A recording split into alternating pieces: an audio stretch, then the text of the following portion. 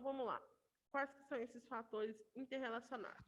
Então, tem a competência comportamental, que ela traduz o desempenho das pessoas frente às diferentes situações de vida, né? Portanto, depende do potencial de cada um e de suas experiências e condições de vida, dos valores agregados durante o curso da vida e do desempenho profissional, o que é influenciado pelo contexto histórico-cultural, no caso, o meio em qual ele vive. As condições ambientais, de respeito ao contexto físico, ecológico, ao constituído pelo homem, o que intui é da base das competências adaptativas, então é a emocional, cognitiva e comportamental. A qualidade de vida percebida reflete a avaliação da própria vida, influenciada pelos valores que o idoso foi agregando e pelas suas expectativas pessoais e sociais. Bem-estar subjetivo significa satisfação com a própria vida, satisfação global e específica em relação a aspectos de vida, reflete as relações entre as condições objetivas, ambientais, competência adaptativa, percepção da própria qualidade de vida, as três dimensões precedentes. Então, na medida, pelos antecedentes pessoais, que é o histórico,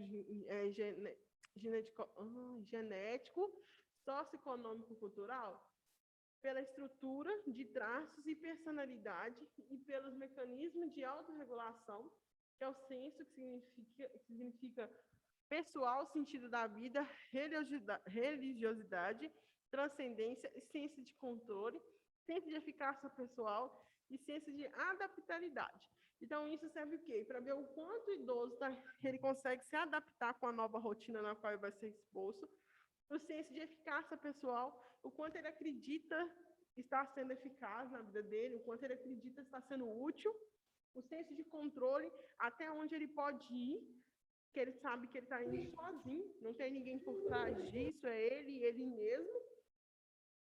O senso de transcendência e religiosidade.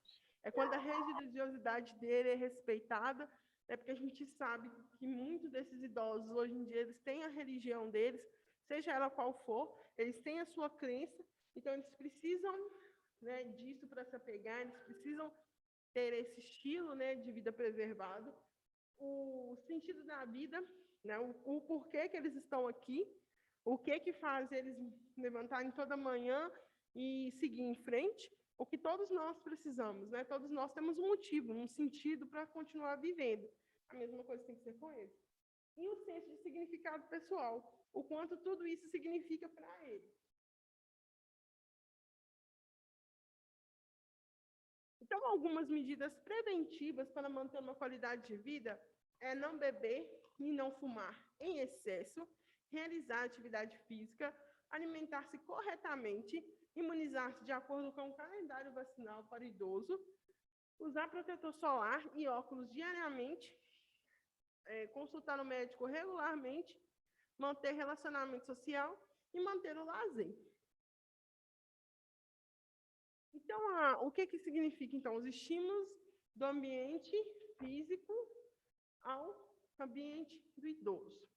Então, as lesões que se situam no 7º lugar como causa de morte para as pessoas idosas, os profissionais de saúde têm como encorajar as alterações do estilo de vida no ambiente que os idosos e suas famílias podem adotar.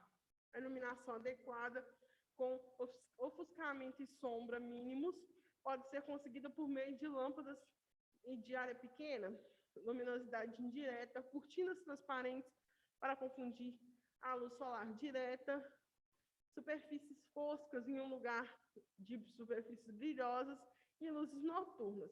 As cores com contrastes fortes podem ser utilizadas para marcar bordas como os de escadas, enfim, locais onde ele possa estar vindo cair.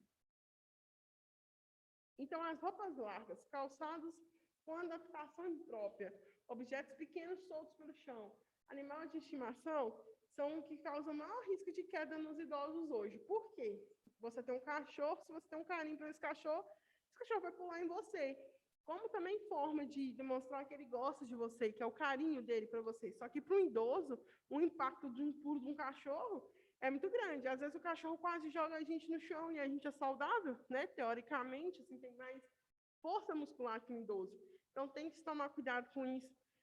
Se o idoso mora com crianças, prestar atenção para que não deixe brinquedos, peças pequenas pelo chão. Calçado. Muitas senhorinhas, quando chegam na terceira idade, querem manter o mesmo estilo de vida, então quer continuar usando salto, e isso para elas já não pode mais, se for, tem que ser aquele salto anabela, né, que não pode ser salto alto, enfim. As roupas largas, elas podem prender nos locais, ele pode estar passando, ela pode prender na gaveta, e ele cair, porque vai ser um arranco muito forte para ele, né? Às vezes até acontece isso com a gente mesmo dentro de casa. Quem nunca ficou agarrado numa porta ou até mesmo num armário por causa de roupa larga? A mesma coisa com eles. Um idoso tem mais segurança nos ambientes familiares quanto a mobílias, objetos que quando permanecem inalterados. O posicionamento da maneira o mais funcional possível, por exemplo, como mobiliar a sala de uma forma que o idoso não corra nenhum tipo de risco.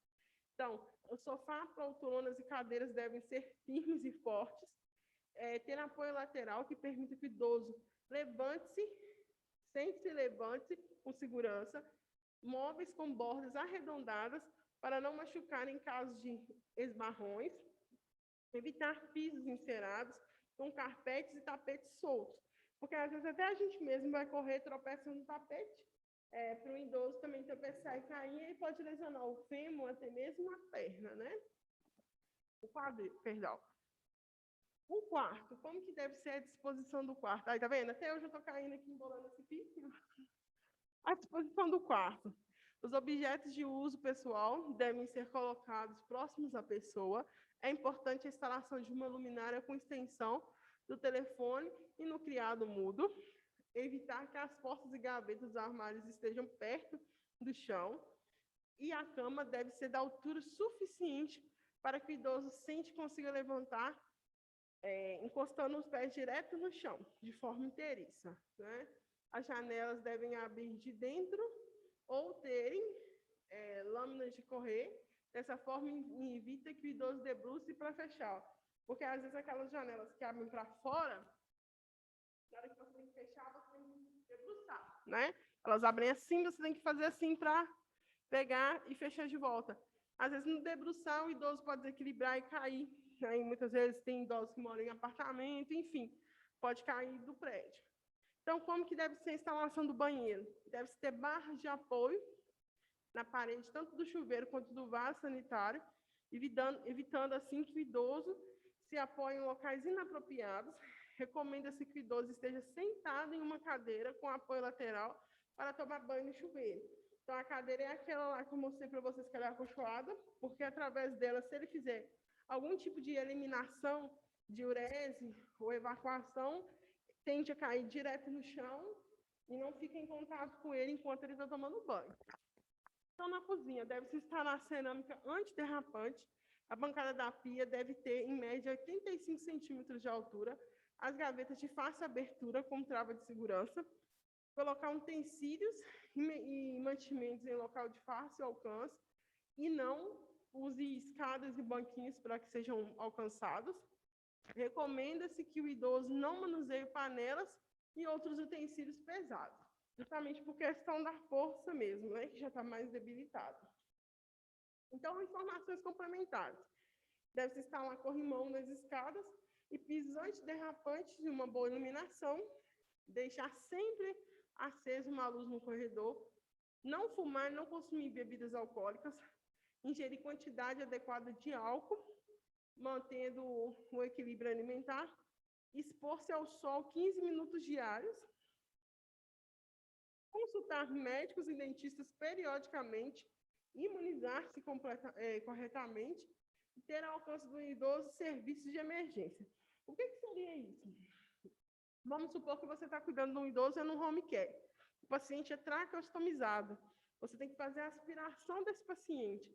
Esse paciente ele pode vir a formar uma rolha. O que é uma rolha? é aquela secreção que fica parada ali por muito tempo e ela tende a ressecar naquele local. Então, se você não fazer a aspiração corretamente, forma uma rolha. Ela vai tampando, até que o paciente não consiga respirar. Então, você está com o paciente monitorizado, você começa a ver que a frequência respiratória dele está caindo, a saturação, na verdade é o contrário, desculpa. Se a saturação dele está caindo e a frequência respiratória está aumentando, ele está com algum problema para respirar. Então, você vai ter que fazer o quê? Aspirar ele.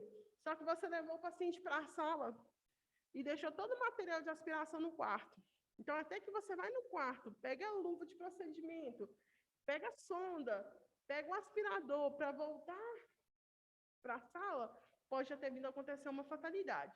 Então, se você vai tirar o paciente do lugar que ele está, porque o certo é ficar toda essa disposição de material no quarto do paciente.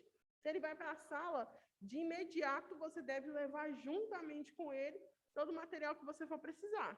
E se acontecer qualquer intercorrência, qualquer urgência, você já está preparado.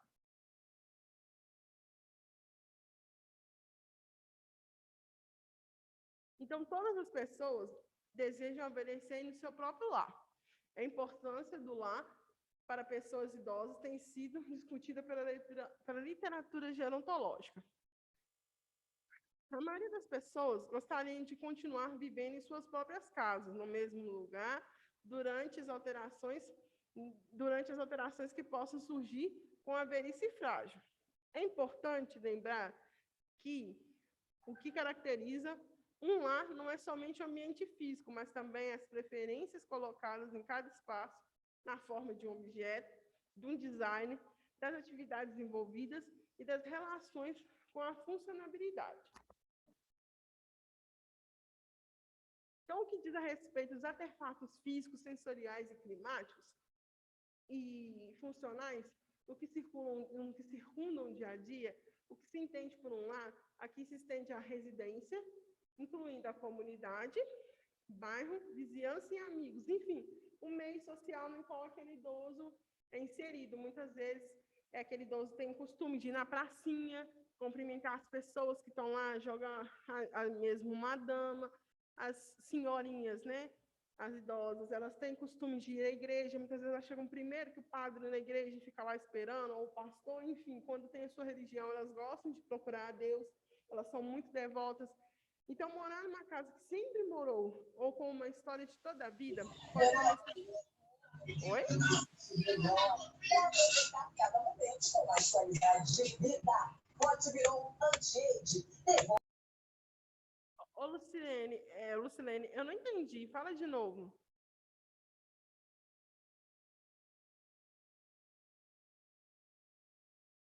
Lucilene, não entendi.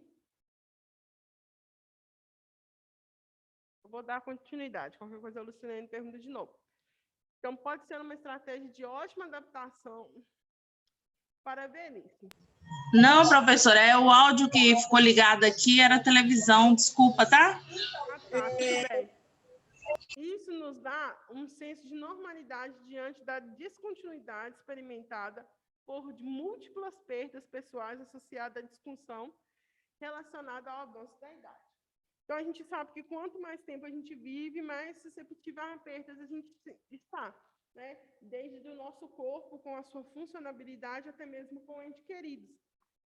Então, essas pessoas já passaram por muitas coisas e, às vezes, o lar, ou até mesmo o meio no qual ela está inserida, é o melhor processo de cura para qual o problema que ela vem está enfrentando. Então, comunicar é partilhar com alguém um conteúdo de informações, pensamentos, ideias e desejos por meio de códigos comuns.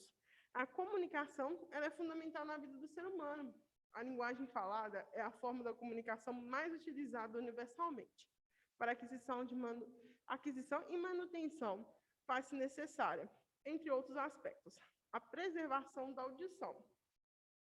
Com o envelhecimento, à medida que ele acarreta a deteriorização da função auditiva, o indivíduo experimenta uma redução da qualidade de vida. Então, a gente entende o quê? Que a gente tem uma qualidade de vida boa quando a gente escuta.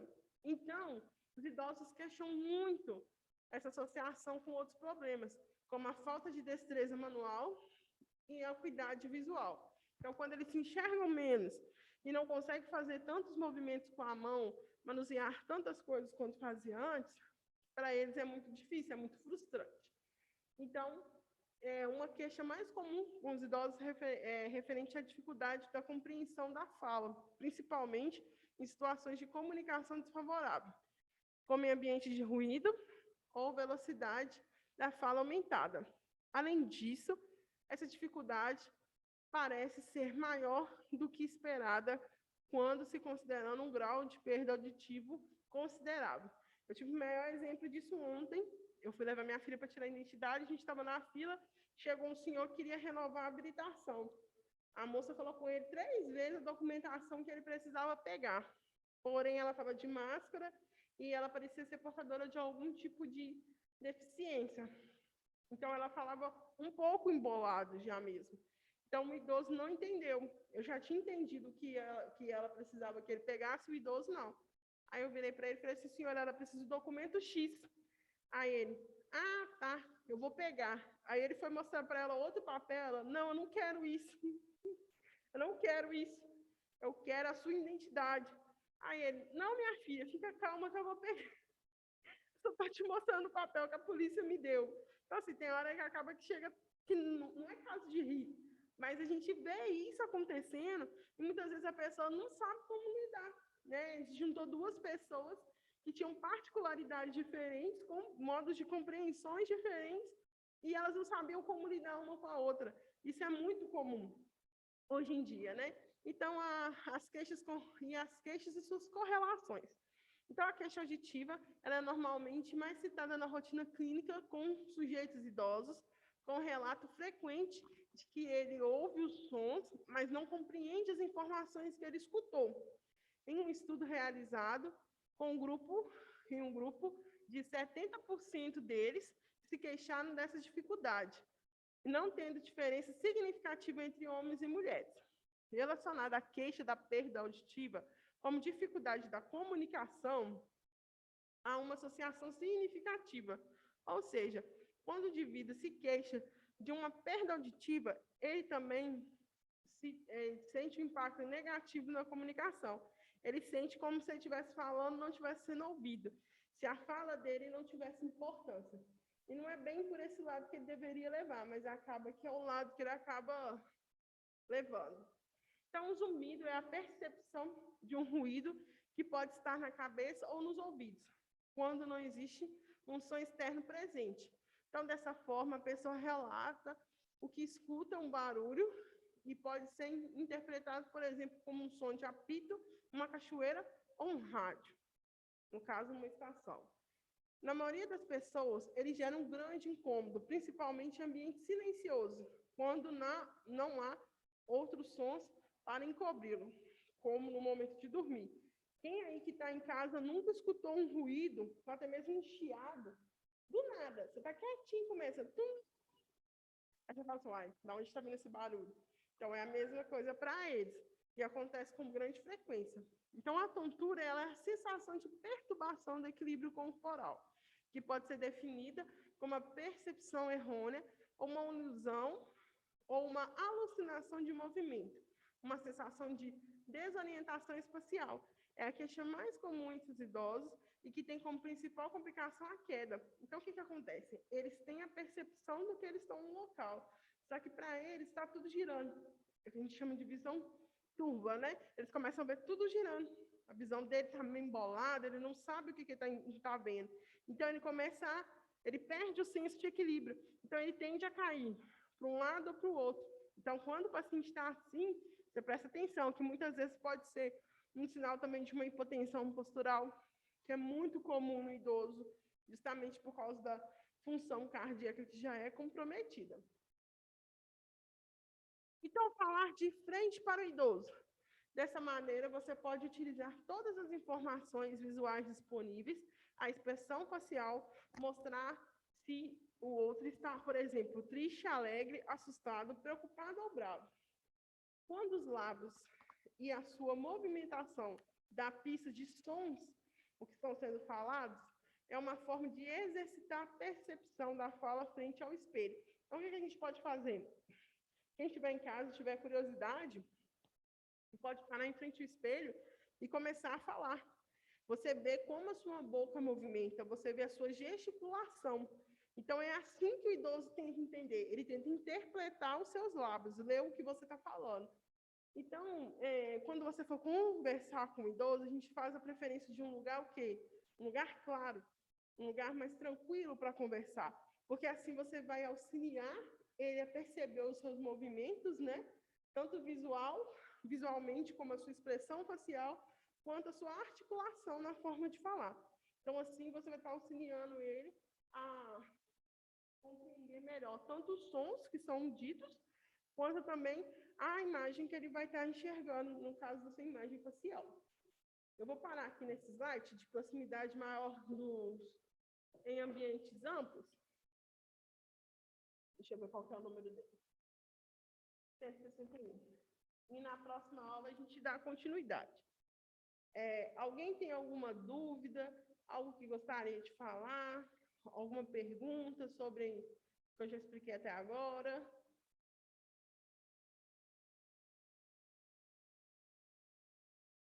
Ô, professora. Oi. Como sempre eu, né? Pode perguntar, Rafaela, fica à vontade. Aqui, depois teria como você tirar uma foto pra gente dessa foto que você desenhou aí, desse desenho, e mandar lá no grupo? Qual desenho? Fazendo favor? Qual desenho? Negócio da cadeira, que você desenhou lá no idoso, fazendo favor? Eu posso só tirar um print e mando, sim. Então tá bom, obrigada, viu? De nada. Mais alguma dúvida, gente? Eu tô fora da câmera, né? Peraí. Pronto, agora tá dando pra todo mundo. Mais alguma dúvida, gente? Algo que vocês queiram perguntar? Por mim, tá tranquilo. Tá tranquilo? Tá. Aí a gente vai continuar. Se alguém puder me ajudar a gravar, porque eu sou péssima em gravar numeração. A gente parou na 161. Aí quem Tá. puder me ajudar a lembrar na próxima aula, na hora que a gente for começar no slide certinho, tá bom? Tá ok. Tá ok, então. Então, vou estar encerrando a aula. Um bom final de semana para vocês. Aí não esquece de me chamar para me passar a nota, tá? Aí me manda um oi, fala o nome, que aí eu vou falar a nota que ficou, tá bom? Tá ok, então. Então, boa tarde para todos. Enviar quando? Amanhã? Boa tarde pra vocês, gente. Você envia amanhã? Oi? Telefone da Vera. Alguém quer perguntar? Professora, Oi? você quer que te lembre da nota hoje ou amanhã? Pode lembrar amanhã, porque hoje eu já saio daqui tardão. Tem Eu algum já horário ia te específico? chamar já. Hã? Eu lá ia mandar aqui. Oi, Maicon, Henrique. Não vai dar nem tempo. Tem algum horário específico que é para mandar? Não, a partir de 7 horas De manhã? da tarde, pode mandar. Beleza.